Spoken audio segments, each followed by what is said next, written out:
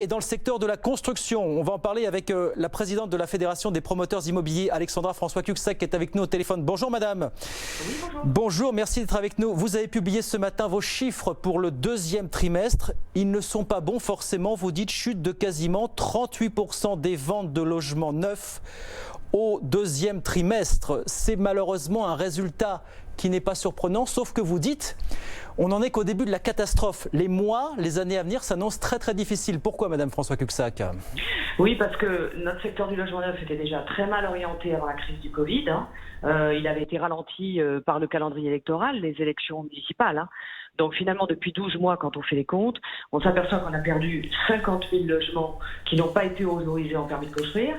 Forcément, la conséquence, quand vous n'avez pas les autorisations de construire, c'est que les mises en vente des nouveaux projets des promoteurs n'ont pas pu se faire et elles ont plongé sur ces 6 derniers mois de 47%. Donc au-delà de l'effet Covid, au-delà de la crise sanitaire qui a vraiment exacerbé ces tendances, on a malheureusement dans notre secteur d'activité une sonnette d'alarme que l'on tire depuis de nombreux mois, avec maintenant le corollaire, les ventes aux ménages qui commencent à baisser puisque l'offre de logements neufs est réduite.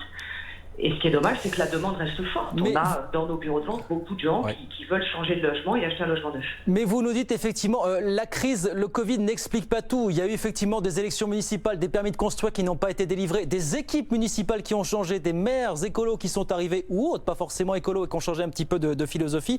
Voilà, il faut qu'on remue, effectivement, il faut que ça bouge de ce côté-là, du côté des collectivités. C'est ça que vous nous dites aussi. Oui, l'effet des élections a pesé, comme à chaque fois. Cette fois-ci, plus que d'habitude, en raison de la crise qui s'est enchaînée avec le calendrier électoral. Mais ce qui nous inquiète fortement, si vous voulez, c'est que ce plan de relance du gouvernement, qui est véritablement orienté sur un objet phare qui est la rénovation. La rénovation, c'est nécessaire pour les particuliers, notamment qui ne sont pas bien isolés et mal logés. Mais la rénovation, il faut comprendre que ça ne crée pas de nouveaux logements. Or, l'objectif finalement qu'on doit tous partager, qui est de décarboner notre société à l'horizon 2050, ce fameux zéro carbone, en 2050, nous impose de construire des logements neufs durables, des bâtiments durables, et finalement nous impose de bâtir la ville de demain, la ville écologique, économique et sociale. Et ce qui m'inquiète, c'est qu'on n'en prend absolument pas le chemin.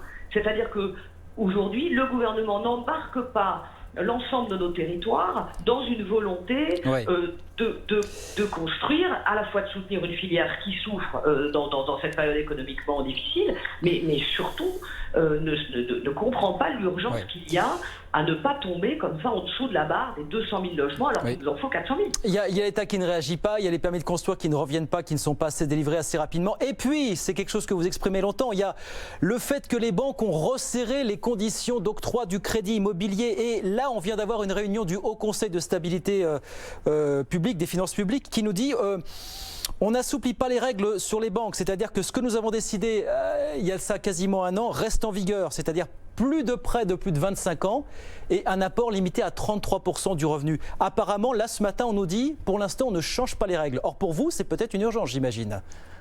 Oui, pour nous, c'est une urgence d'accompagner les personnes qui ont envie d'acquérir un logement neuf, de les accompagner avec un crédit dont les modalités sont suffisamment souples, non pas visant à les surendetter, mais à s'adapter aux conditions de la famille et à s'adapter aux conditions du logement neuf. C'est la raison pour laquelle on a demandé, puisque ce plan de relance ne contient absolument rien pour le logement neuf et toute la filière qui va avec, et on parle de plus d'1 million d'emplois, on a demandé donc à notre ministère, dans le projet de loi de finances 2021, d'apporter des compléments d'urgence à ce plan de relance. Et dans ces compléments, il y a effectivement la ministre du Logement qui a 2 leviers, et notamment le prêt à taux zéro. Ce prêt à taux zéro qui vous aide à acquérir un logement neuf, il faut l'adapter, il faut certainement le modifier, il faut le prolonger d'urgence, de manière à faciliter, accompagner les acquéreurs pour l'acquisition. On dit le gouvernement travaille là-dessus, sur un PTZ vert, effectivement, sur l'aménagement du Pinel pour l'an prochain. Vous avez de bons échos? Vous avez des chances de penser que ça va se faire véritablement?